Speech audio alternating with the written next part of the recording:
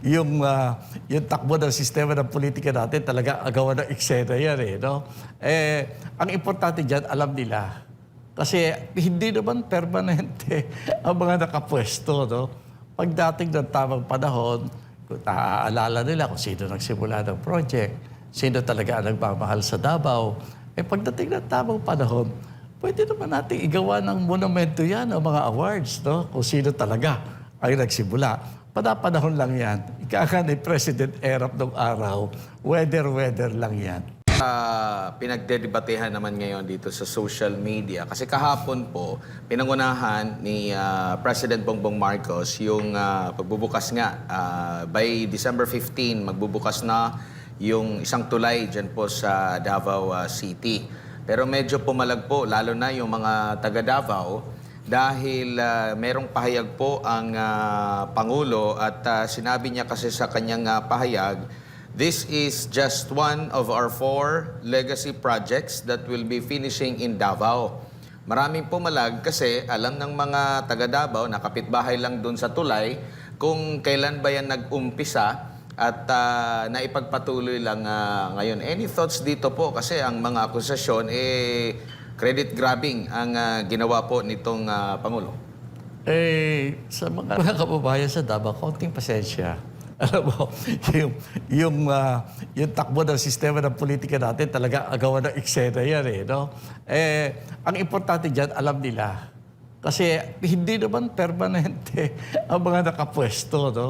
Pagdating ng tamang panahon, kung naaalala nila kung sino nagsimula ng project, sino talaga ang nagmamahal sa Davao, pagdating ng tamang panahon, pwede naman natin igawa ng monumento yan o mga awards, no? Kung sino talaga ay nagsimula.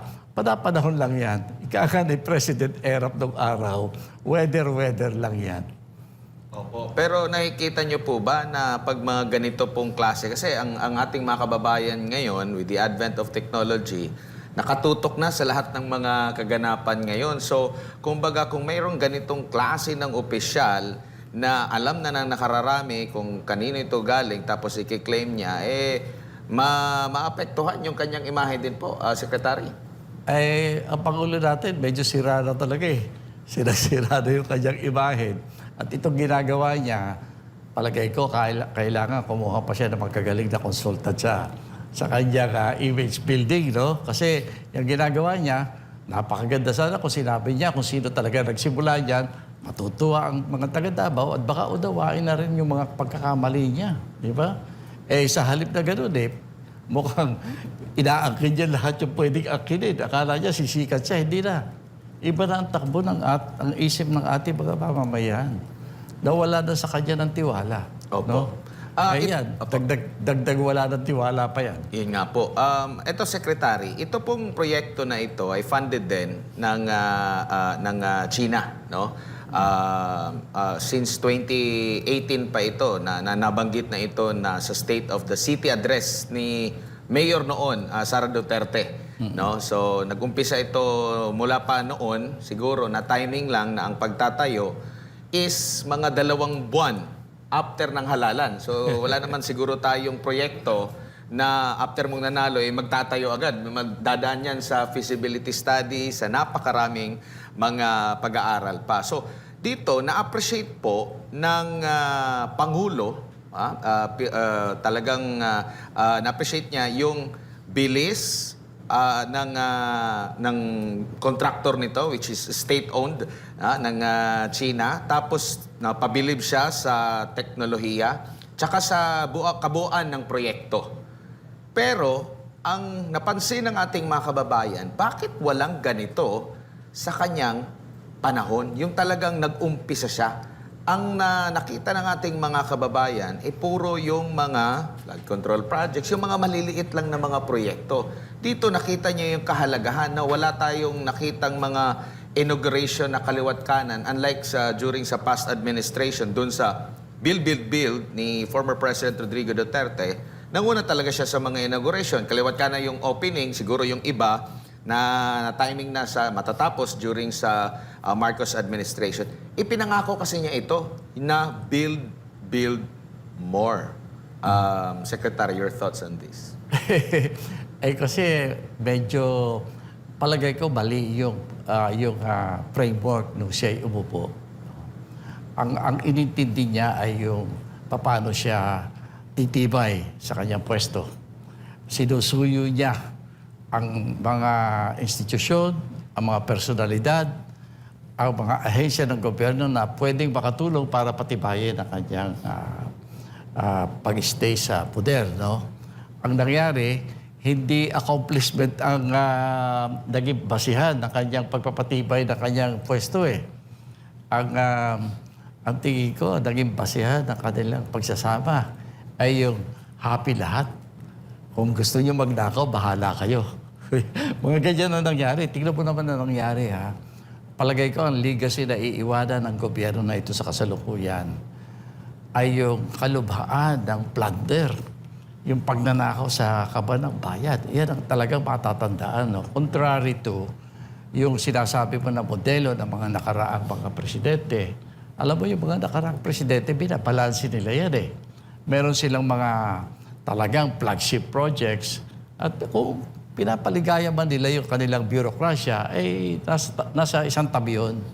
Eh dito, ang na-emphasize ay yung pagpapanunuyo sa mga nasa loob ng gobyerno. Tingnan mo nga, ito, hirap na tayo, tatakasan pa ng benefits yung mga armed forces. Puro ganun eh. O sigurado ko, katakot-takot na ayuda. Pero alam mo, may nakakausap ako mga eksperto sa economy natin. Kinakabahan sila dyan eh. Kasi ang pinagagalingan na pinamimigay, utang na eh. Ay baka biglang dumating yung puntos na baka mag-collapse na yung ating ekonomiya sa dami ng utang. Mga ganyang bagay. Opo. Nabanggit niyo po kanina yung patungkol sa pagbalanse. Sa nakalipas na mga administration, no, kay dating Pangulong Duterte, yung issue po dyan sa West Philippine Sea, alam natin na hindi agad-agad maresolba yan. Kaya nga, nung nagkausap sila with Chinese President Xi Jinping, nung kinlaim niya na baka pwede na ganito, ganyan, na pwede makapangisda, tsaka yung claim natin dito sa Pilipinas as per ruling na rin sa doon sa UNCLOS, nabanggit ni President Xi Jinping baka sa generation natin ngayon wala pang baka sa next generation baka may mabuong so kumbaga nagkaroon ng kasunduan na parang moratorium, kumbaga payagan pa rin na makapaglaot yung mga mangingisda, wala mo nang galawan. Kaya walang masyado tayong tensyon na naririnig. May mga tensyon pa rin, kumbaga pero sa kabuuan, naging mapayapa. And sinasabi ng mga geopolitical analyst po, Secretary, na tip lang ito or parte lang ito, maliit na parte lang ito sa kabuuang relasyon natin sa bansang China, which is nakita naman natin kung ano yung kakayahan nila na pwede rin nating samantalahin para sa pagpapalago ng ating ekonomiya. Ngayon, dito na-appreciate ng Pangulo yung bilis, yung teknolohiya. Sa nakikita nyo po, sinisiraan pa nga yung China, lahat na lang, no? Pati yung pag-organize nung November 15 ba yun, nakalagitnaan ng November na protesta na issue funded ng China at kesa kung ano-ano pa. Pero dito na-appreciate niya, siya mismo, yung tulungan ng Pilipinas sa China para makagawa ng ganitong klase din na mga infrastruktura. Nakikita niyo po rito na ito sa mga naging pahayag sa kasalukuyang administrasyon na medyo may mali yung ating geopolitics dito, yung foreign policy ng ating administrasyon po, Secretary. Kasi masyadong nakatuon lang talaga sa West Philippine Sea. Pero sinasabi nga, mas may malaki pang mga magandang sa relasyon natin with China. Alam mo, malalim na issue yan na banggit mo, no? Yung relasyon natin sa China. Ating tatandaan lang na may sariling China.